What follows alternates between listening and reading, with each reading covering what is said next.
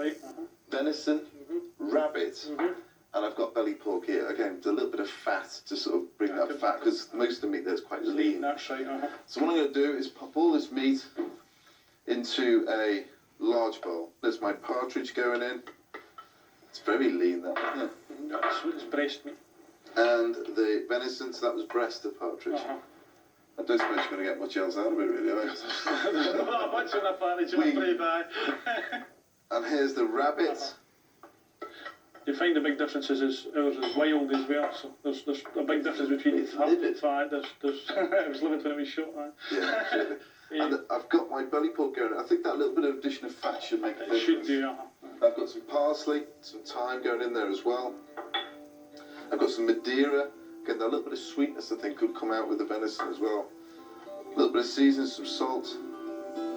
I chop up some garlic and add it to my game filling. Throw that straight in, along with some mace and allspice to give it real depth of flavour. And that is the basic ingredients for the game pie.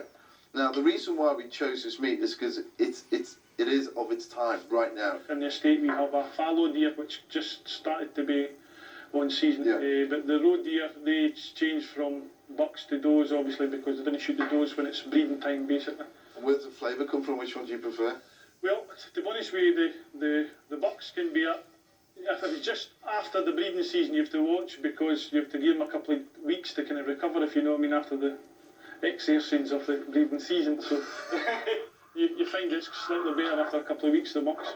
Oh, nice. And they kind of go into hiding, actually, according to the gamekeeper. They kind of go missing, they run away and hide and stock up on things. I bet they do. Right.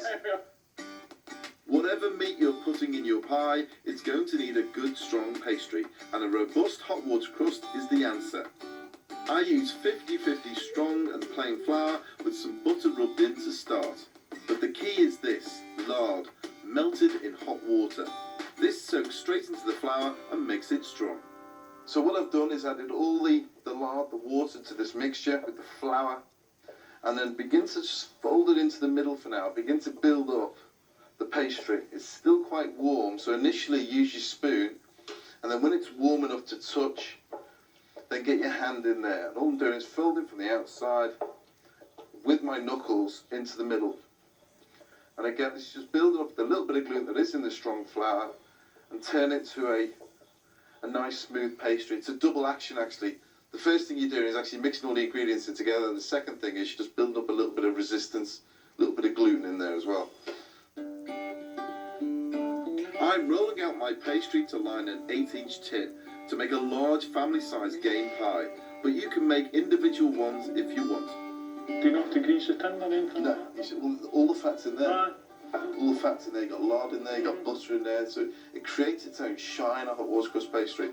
If you think of pork pies, you wouldn't line a pork pie tin. No. It's the same Really thing. very similar, is it? Yeah, Pastry exactly the same pastry. So let's look at that. If I bring my tin over, yeah, that'll go up the sides and on the top. So get your pastry, pop your tin down there, throw it over, get it inside, just take a little bit over the top of the lip so you know that's what you've got to work with. And again, slowly move round, pushing it down to the bottom. You need to work quickly with hot water crust pastry because the texture changes as it cools and it can become more crumbly. Make sure you don't have any cracks or holes in the pastry before you add the filling. So you wouldn't cook any of that at all first? What we're going to do, we're going to cook this it's a hot water crust pastry. Right. It'll take a bit of heat for considerable time. It's going to take some cooking. I mean, it's nearly 2 hours, and that will allow, because it's quite lean meat as well. I was going to ask you if you put any stock or anything in that to help that. No. So the whole thing, that's going to produce the fat. I'm hoping the fat from the pork belly will release, and then the lean meat will cook as well. Now, when you're looking at the meat that we've chosen in there, the partridge, the venison, the rabbits, coming into winter time, what other meats are going to become available? Well, your pheasants is the main game bird shooting over that season. They'll go all the way through to the end of January. Now, what I've done is I've rolled out the lid. Once you've added the lid, you can then trim the edges and crimp. Anything left over, Derek, can always turn into a pork pie. Finally, pierce the lid and add an egg wash. And brush brush it well all over the top. Put it in the oven at 200 degrees Celsius for 30 minutes. Then turn the temperature down to 180 and bake for a further hour and a half. Here's one that has been baked. What do you think of that then, Derek? It looks lovely. Now that is a proper game pie. It has the partridge, it has the venison, has the rabbit, all the way from Lord Hopetoun. So that's my pie from the Hopetoun estate. But you can use the same recipe for whatever meats are best in season, whenever you fancy giving it a whirl. Talk to your butcher and experiment with your own version.